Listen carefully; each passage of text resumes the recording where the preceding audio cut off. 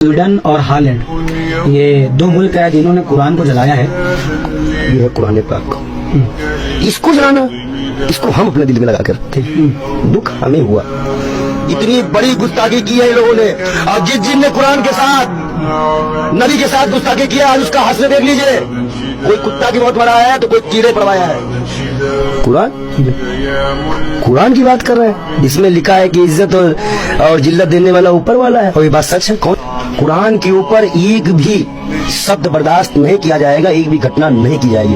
ये और सभी नेताओं को हॉलैंड और स्वीडन का विरोध करना चाहिए। पर मुसलमान पठान में पागल हो चुके हैं, इसलिए जालिम बादशाह बैठा है। कुरान में लिखा है जब मुसलमान दीन इस्लाम में दूर हो जाएगा तो जालिम बादशाह बैठेगा। नहीं बैठा हो तो बता दो। एक पंडित हो के आप कुरान पढ़ रहे हैं और मुसलमान कुरान का तर्जुमा तक नहीं कर पा रहे।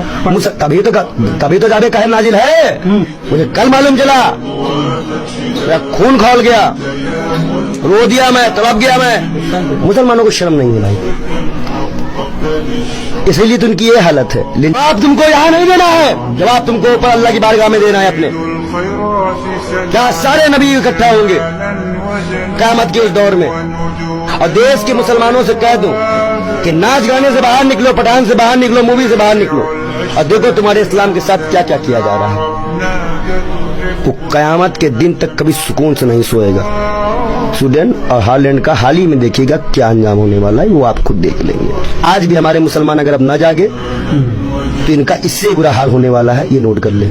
और इस धरती पे इनको दिखा दे कि कुरान के साथ छेड़छाड़ करने का अंजाम क्या होता है।